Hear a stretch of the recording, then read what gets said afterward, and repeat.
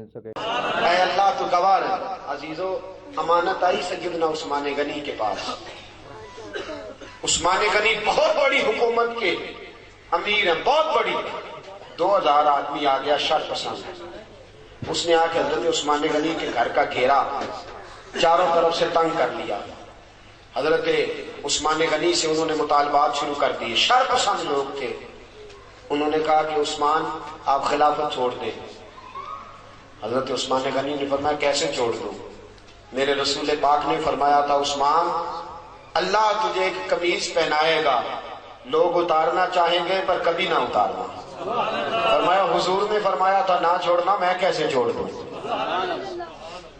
چاروں طرف سے گھیرا انہوں نے ڈالا ہے مکان کا۔ امام حسین پہ 3 دن پانی بند ہوا ہے، حضرت عثمان غنی پہ 40 دن پانی بند رہا۔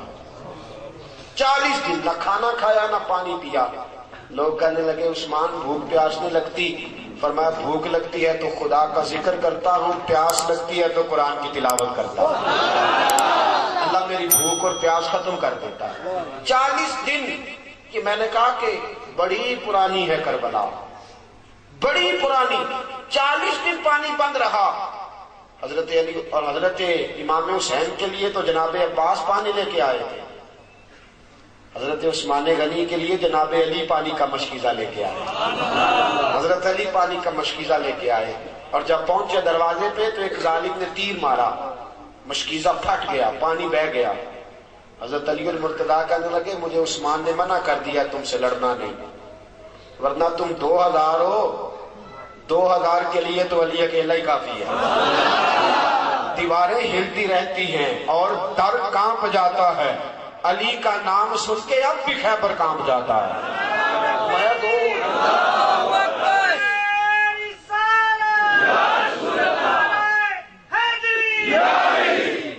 میرے عزیزو سنو، بات بڑی آگے بڑھ گئی۔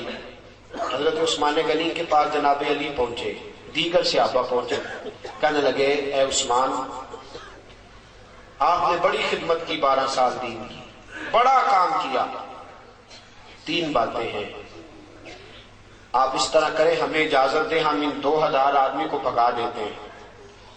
حضرت عثمان غنی کہنے لگے میری وجہ سے نبی پاک کے مدینے میں خون بہہ جائے، رسول پاک کے شہر کی گلیاں میری وجہ سے سرخ ہو جائیں؟ عثمان کا گلا کٹتا ہے تو کٹنے دو، لیکن رسول کریم علیہ السلام کے شہر میں میں خون اور دنگا فساد برداشت نہیں کرتا۔ کہا پھر آپ اس طرح کریں کہ کچھ دنوں کے لیے حکومت چھوڑ دیں۔ آپ نے فرمایا حضور نے فرمایا تھا قمیض نہ اتارنا، کبھی نہیں اتاروں گا۔ صحابہ نے تیسری پیشکش کی، کہا کچھ دنوں کے لیے مدینہ چھوڑ دیں، کچھ دنوں کے لیے مدینہ چھوڑ دیں، کچھ دنوں کے لیے، پھر آ جائیے گا حالات ٹھیک ہوں گے۔ آپ نے فرمایا دوستو دیکھو میری داڑھی سفید ہو گئی ہے، پتہ نہیں کس گلی میں موت آ جائے، میں مصطفیٰ کے مدینے سے باہر نہیں مرنا چاہتا۔ یہ اسلام کا وہ حکمران کہ جس کے اوپر امانت آئی، شر پسندی ہوئی، حضرت امام عثمان غنی رضی اللہ تعالیٰ عنہ نے جان قربان کر دی، شہادت پیش کر دی، لیکن نبی پاک کے مدینے میں فساد نہ ہونے دیا۔ دوستو جناب علی کی باری آئی تو وہ بھی کوفے کی گلی میں شہید ہو گئے۔ حضرت علی المرتضیٰ رضی اللہ تعالیٰ عنہ ساری زندگی دین کے لیے کھڑے رہے، کوفے کی گلی میں شہید ہوئے۔ باریاں بڑھتی رہی، پورا خاندان۔ ایک وہ زمانہ بھی آیا کہ میرے رسول پاک نے فرمایا فاطمہ تیری باقی 3 بہنوں نے بھی بڑے دکھ اٹھائے ہیں۔ دوستو میں اور آپ، میرے ساتھی مجھ سے بڑی محبت کے ساتھ اکثر کہتے ہیں اتنے سفر نہ کریں آپ، اتنی محنت نہ کریں، تھوڑی کر لیا کریں، کم نکلیں۔ میں ان کی محبت کو وصول کرتا ہوں، مجھ سے پیار کرتے ہیں تو ایسے جملے بولتے ہیں، لیکن قسم اللہ کی جب میں رسول اللہ کی تبلیغ پڑھتا ہوں اور کتابیں، ایک ابو جہل کے دروازے پہ نبی پاک 2000 بار تبلیغ کرنے گئے۔ کتنی بار؟ 2000۔ اور حضور کو پتا تھا کلمہ نہیں پڑے گا، 2000 بار دروازے پہ دستک دی۔ اور دوستو بڑے دکھ اٹھائے حضور نے، بڑی تکلیفیں اٹھائیں۔ جو چیز مفت ملتی ہے اس کی قدر نہیں ہوتی، مفت ملتی ہے نا جو چیز اس کی قدر نہیں. مجھے اور آپ کو مفت مل گیا یہ دین. کبھی بلال کی قبر پہ کھڑے ہو کے پوچھو دین کتنا مہنگا ہے.